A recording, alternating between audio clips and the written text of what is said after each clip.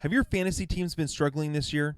Or perhaps you've been doing pretty well but want to put yourself over the top? Then make sure to visit our friends over at Finish First Fantasy Advisors. They are the premier one-on-one consulting firm that specializes in providing you with expert support to help guide you to the championship. You will be matched with one of their expert advisors to provide you with the season-long insight for your redraft, dynasty, or DFS formats. Their advisors will contact you weekly to answer all of your questions and provide you the needed information to get to the next level. Set up a free 15-minute consultation by emailing them at info@finishfirstfantasy.com or by visiting them at www.finishfirstfantasy.com. That's www.finishfirstfantasy.com. Hello and welcome to another episode of the SkullKing Sports Fantasy Football Podcast. My name is Ryan Scullard. I am your host. And tonight we are going over our waiver wire picks for the week. Should be a good show tonight.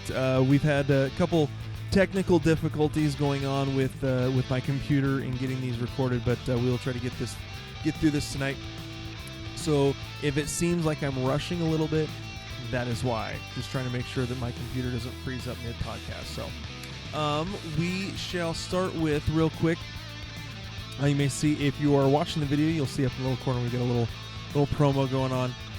We have partnered with Dr. Squatch Soap. We actually now have a promo code. If you go to Dr. Squatch Soap or drsquatch.com, you can get $20 off of, 20% off of a $20 or bigger purchase. Just use the promo code SKS20. If you've not seen, I'm sure you guys have seen the Dr. Squatch Soap advertisements on Facebook. Very, very funny. I love their soap. It's great stuff. No harsh chemicals, natural homemade style soap. I like the black pine tar bar. Absolutely love it. Smells good. I actually feel clean and don't feel like I've got chemicals all over me after a shower. So again, go to drsquatch.com. Use the promo code SKS20 at checkout, and you'll get 20% off of a $20 purchase or larger. All right. Well, let's go ahead and hop right into the Infirmary ward for this week. It was just absolutely horrible. Out for the season: Saquon Barkley, Von Miller, Nick Bosa, Derwin James, Tavon Young, C.J. Uzomah. Christian McCaffrey is going to be out 4 to 6 weeks with his ankle injury. Michael Thomas, they're looking at 3 to 5 weeks, I believe. Drew Lock is going to miss time with the shoulder. Jimmy Garoppolo, it's possible that Jimmy Garoppolo may be back soon. A.J. Brown, still waiting to hear on his hamstring issues. Sterling Shepard has turf toe. Cortland Sutton out for the season with a ACL injury. Tyrod Taylor, this was confusing. Tyrod Taylor comes out, was supposed to start the game, was going to wear a flak jacket Sunday afternoon against the Chiefs to kind of protect his ribs. He had a rib injury and got an injection, a pain injection, in order to help with the pain in his ribs, and it ends up causing him chest pain. And so that's why the sudden pull, they ended up taking him to the hospital to get checked out. So as far as we know, we do not know as of right now who is going to be the starting quarterback for the Chargers this next Sunday. So still waiting to see on whether or not Tyrod Taylor is going to be healthy. Justin Herbert did a great job stepping in. Threw for over 300 yards, threw for a touchdown and an interception, I believe, and then also ran for a touchdown. So solid start for first game of the year. Again, Saquon Barkley is out for the season with a torn ACL, so we're gonna kind of go over a couple of the options to pick up for him. Jets wide receiver Brashad Perriman sprained his ankle, considered week to week. Christian McCaffrey out 4 to 6 weeks with a high ankle sprain. Bruce Arians said that Chris Godwin has cleared concussion protocol, will play in week 3 at Denver. Colts wide receiver Paris Campbell suffered a PCL injury that is expected to sideline him indefinitely. So that's another thing to look at there in terms of the offense for the Colts.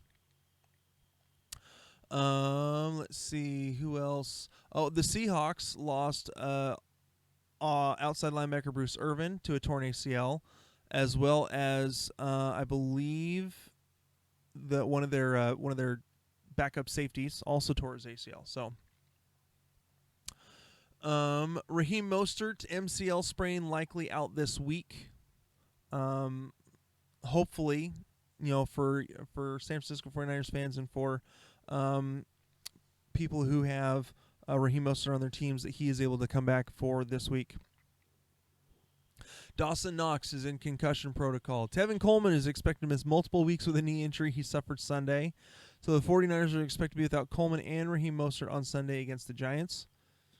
Devontae Adams' hamstring injury is not considered a serious threat to his playing time. So it looks like he's probably going to be able to play through it a little bit coming up this next week. Lazard and MVS are still out there, at least on Yahoo, owned in less than 50% of leagues, so something to keep an eye on. And then the 49ers also confirmed that Solomon Thomas tore his ACL 2 plays after Joey Bosa did. The San Francisco 49ers have now signed, I believe, Ziggy Ansah to take over. He played with the Seahawks last year, was injured a lot, didn't get a whole lot of work done. So we'll see what that can do for the 49ers. Their defense has been decimated with injuries this year. So I think that's all the injury news. So like I said, we're going to get straight into our waiver wire pickups. So why don't we go ahead and we are going to start with the quarterback position. Now, you can go to our website, SkullKingSports.com, under the Fantasy Football tab. There is you can go to see where our waiver wire rankings. At least mine so far. I've got to check to see if the waiver wire, if any of my staff have done waiver wire rankings. And right now it says that Gardner Minshew is the number one pickup in terms of quarterbacks. This is based off of Fantasy Pros does it based off of a consensus 50% owned. So that includes Yahoo and ESPN, and sometimes I don't know if they include like Fantrax or any of the leagues like that. In Yahoo, Ryan Tannehill is only owned in 46% of leagues. So for that, he is my number one there. But that's not. I can't add him into those rankings. So Ryan Tannehill is my number one. He's QB 10, and I believe that Gardner Minshew is right there along with them. Yeah, Gardner Minshew is number 9. They're averaging both 23 points a game. So. And Gardner Minshew has Miami coming up this next week, so solid matchup there. And he's been very, very efficient with his passing. So either Gardner Minshew or Ryan Tannehill are going to be my top 2 pickups for this week. In terms of, let me pull up where I had it there. The other 2 guys I have on there, Justin Herbert owned in 2.4% of leagues, then Ryan Fitzpatrick owned in 2.9%. Justin Herbert, again, is more something to watch for like 2 quarterback leagues. I think that's where he's going to be the most effective in terms of scoring for you. So, moving on to the running back position. Get them loaded up. My number 1 pickup here,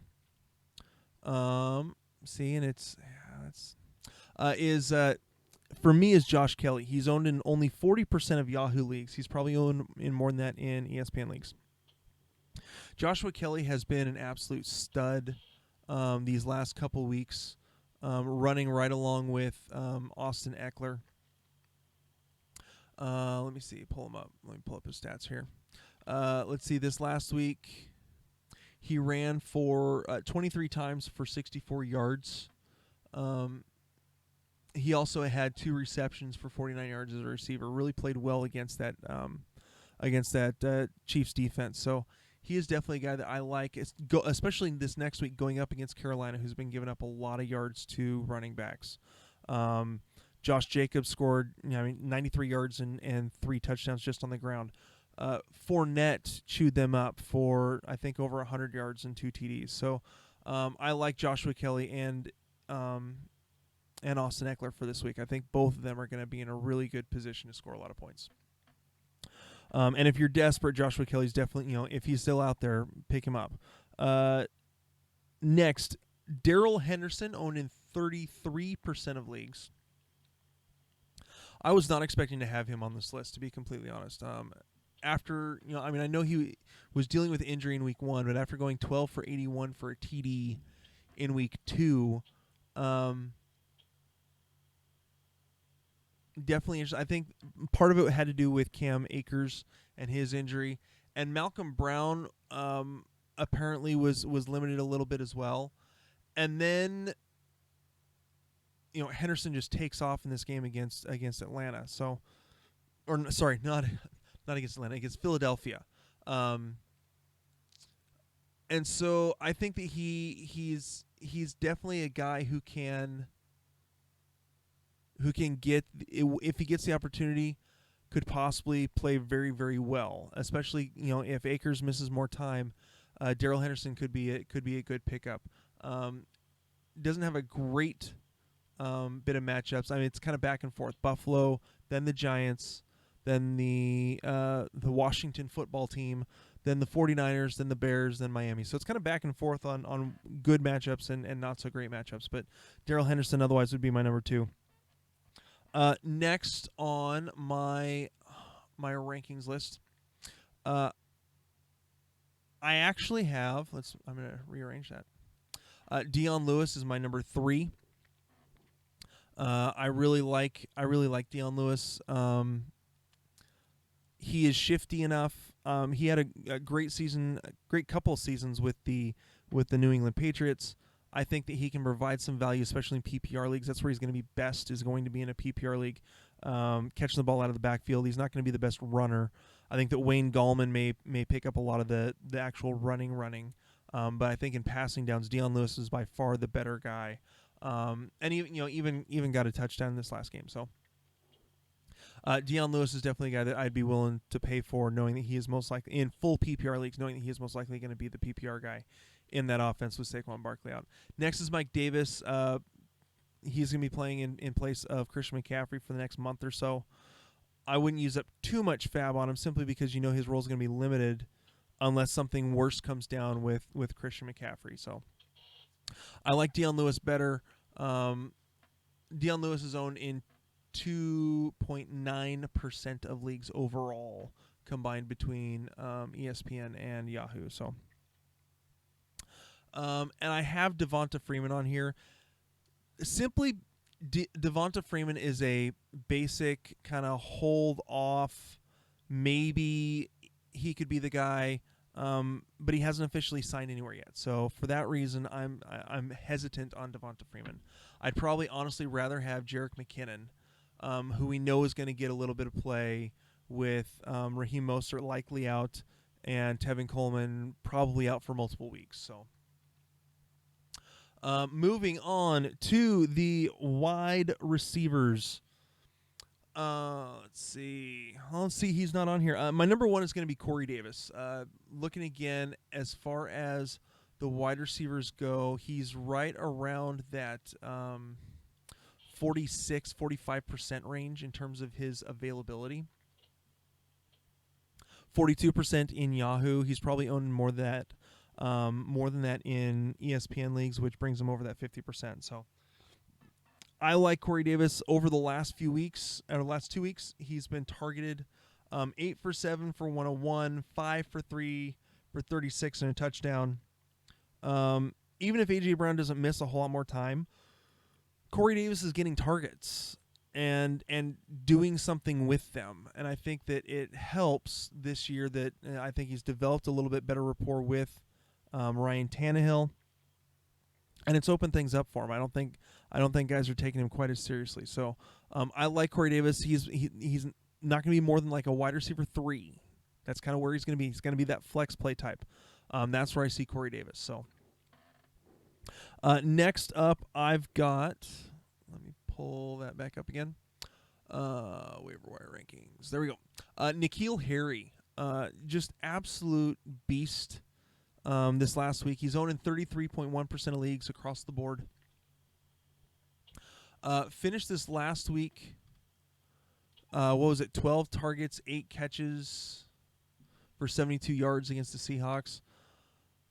He will be highly targeted. He is a guy that's going to get the targets. He's the big body type receiver that Cam Newton likes throwing to. So going up against Las Vegas, it's this next week. It's likely that it may be a combination of the run game and the pass game again. But if they start to get into a little bit of a shootout, I think that N'Keal Harry is going to be highly targeted, and I think it's could find himself in the end zone here pretty soon.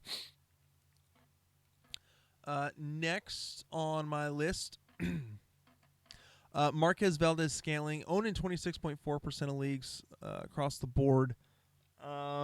In Yahoo, Alan Lazard is owned in 47%. So both of them, it's just something to watch with them. I think that they're going to be solid, for the most part, solid contributors.